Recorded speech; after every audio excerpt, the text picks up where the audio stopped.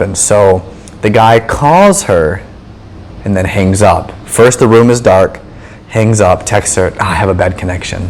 I'm in a military safe room, or some crazy made up thing he said.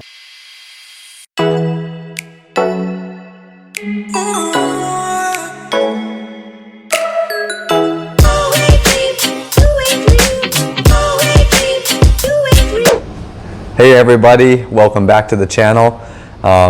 So as a popular request, we've gotten some more scam information. So what I wanted to touch base on in this video, since we have so many people reaching out constantly for scam videos, a lot of the information is going to be kind of the same. And I'm going to read you something right off of the FBI crime statistics of what's happening. But I'm going to go over these basic red flags again, so everyone knows if you're talking to a scammer. Remember, some of these guys and gals are very clever. They're clever. They do this as a job. So they're always trying to scam you. They're always trying to get in your head. That's their job. It's psychology. It's psychological. They want you to believe that they love you and that they're this wonderful person, okay?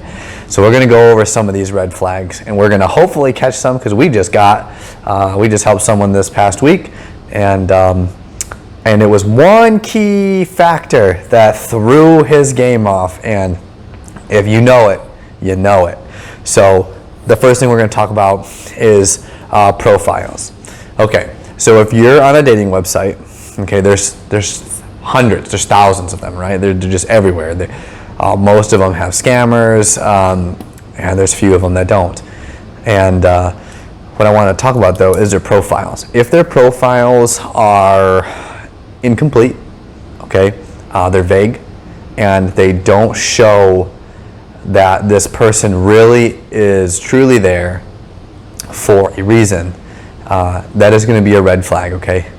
Now, if their profile is built and they're showing their kids and their family, right, you know, and they're having fun at the beach, and they got all these pictures, and they're consistent, right? In each picture, it's them.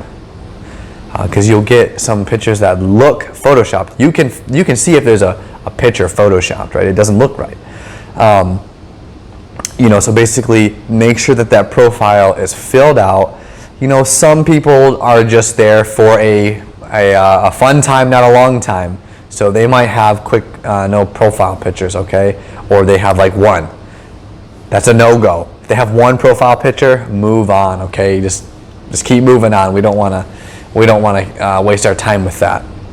Now, a second thing to watch out for is going to be, so it's going to be immediate affection.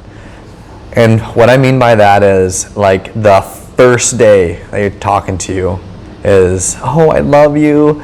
I've been waiting for someone like you. I can't wait to get home from the military and just be with you, and I love you, and I'm waiting for you. All of that garbage. It's garbage, okay? It's all a line from Hollywood or wherever they're digging this stuff up from. It is not true. It is there to psychologically attach you to them, okay? And remember, it's almost like a psyop with this kind of stuff. And what I mean by that is it's a psychological operation on their end. They're trying to find emotional connections to drag you along. And they're good at it because that's what they do all the time. And it's not even the same person you're probably talking to all the time, okay? I love you, I want to be with you, and you're my world, and you're so beautiful. You know, you might be beautiful, whatever. I mean, cool, you know, there's a lot of pretty people. But a lot of that stuff is going to be very, very rehearsed for them. And when they're saying that stuff, just be careful. If it's happening within the first onesie, twosie conversations, or if they try to immediately move the conversation off the website or off the dating app that you're doing, kind of pick up on those key things, okay? Those little things are they're strange, right? You know, well, why do you want my WhatsApp number? And we've only been talking for 10 minutes, right? So kind of look out for those. Those are red flags. So bad profiles, immediate affection. And next one is going to be deflection of questions. If you ask them about their kids, their life, what they do for fun, it's going to be very standard and very short probably, okay? Just be careful about that. If they deflect those questions, like they don't want to answer but they talk to you, they might not know how to answer your question. Do you have kids? Are you married before? What do you do for fun? What kind of car do you drive? What's your job? Okay? A lot of these questions will probably be deflected and pushed off to the side, and they'll ask you, or they'll keep it really short.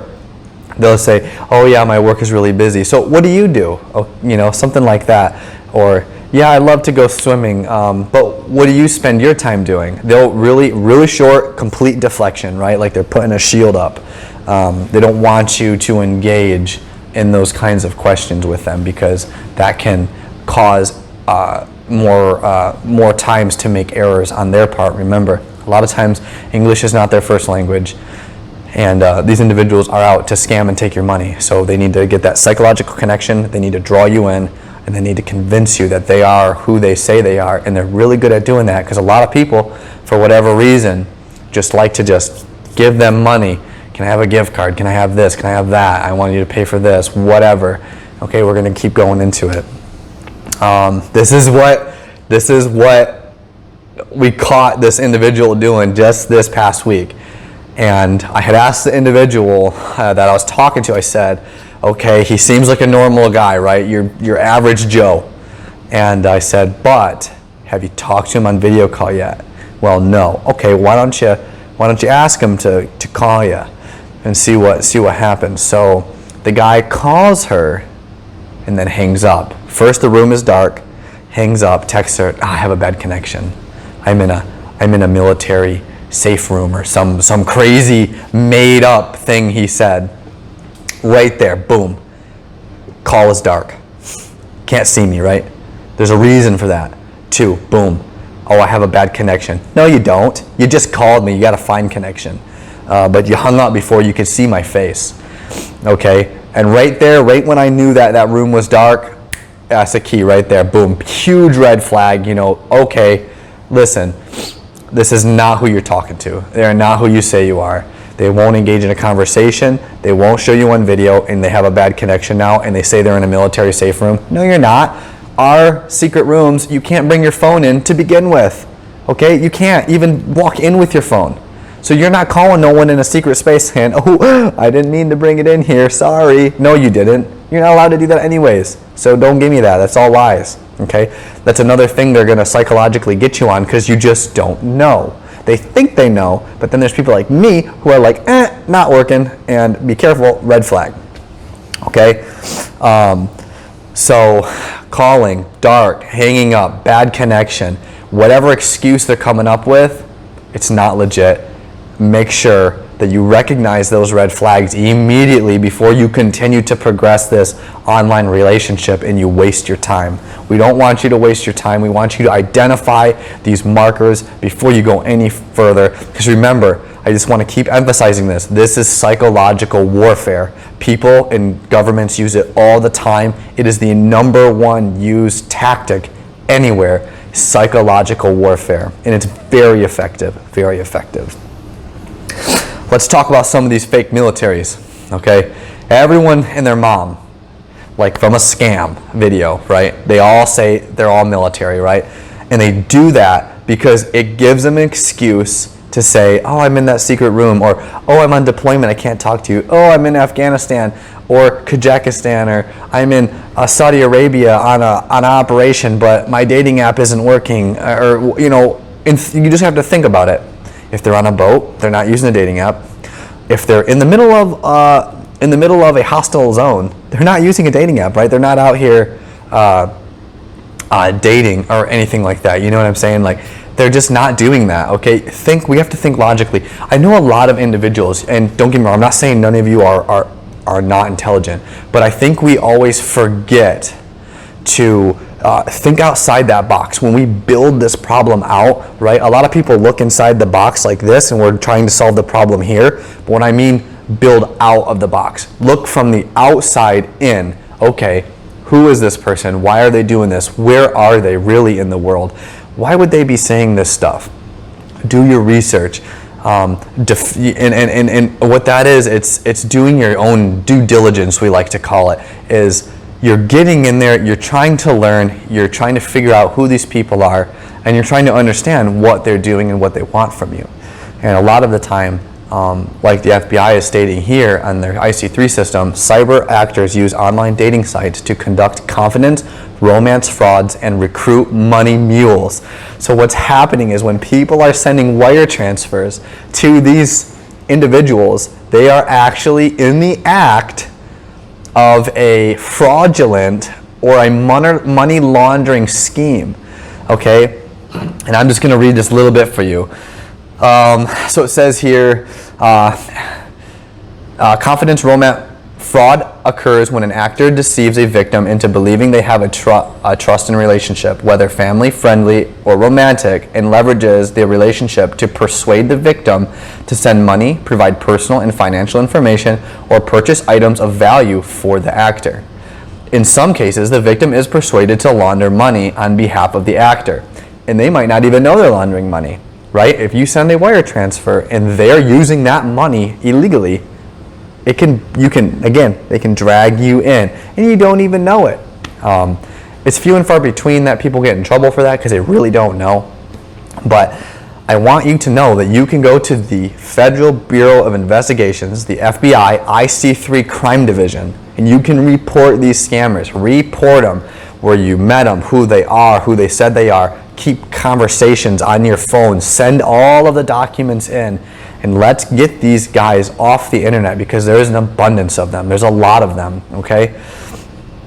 Over 15,000 people filed in 2017 complaints with the FBI's Internet Crime Complaint Center. And over $211 million were lost to just people giving money away because they were scammed. And we are here to stop that. I'm telling you, I know these red flag videos are effective. We have had hundreds of people contact us saying, thank you so much for that, okay? And I just want you all to know that we are here for you. You can message me and Jessa anytime. I will try to help you out as best I can.